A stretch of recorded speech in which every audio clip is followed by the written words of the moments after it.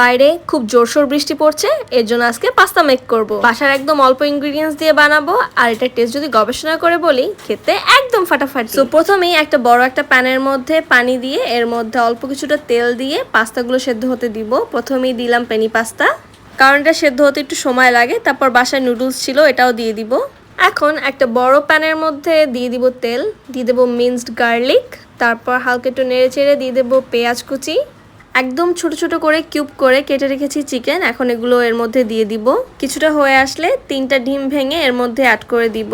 এখন বাসার মধ্যে যা যা ইনগ্রেডিয়েন্টস ছিল সব এক এক করে অ্যাড করে দিচ্ছি। তোমরা মন মতো তোমাদের ভেজিসগুলো অ্যাড করতে পারো। আমি এখানে সসেজ, ক্যাপসিকাম, টমেটোস, চিলিস, তারপর ফ্রোজেন ক্যারটস আর বিনস ছিল, ওটাও দিয়ে দিচ্ছি। দিয়ে দিব আম্মুর স্পেশাল পাস্তা মশলা, আর এটা দিলে খুবই মজা লাগে খেতে। এখন আগে থেকে বয়েল করা পাস্তা আর নুডলস গুলো এর মধ্যে দিয়ে দিব। এখন ভালো করে সবকিছুকে মিক্স করে নিতে হবে।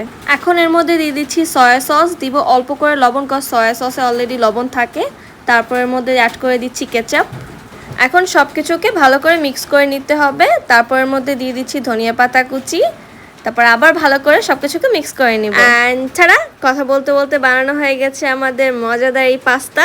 এন্ড গাইস, এটা খেতে কিন্তু আসলেই খুব মজা হয়েছে। এন্ড দেখো তো, বানানো কিন্তু এটা খুবই ইজি ছিল। তোমরা চাইলেই বাসায় ইজিলি এটা বানাতে পারবে। See you in the next video. আল্লাহ হাফেজ।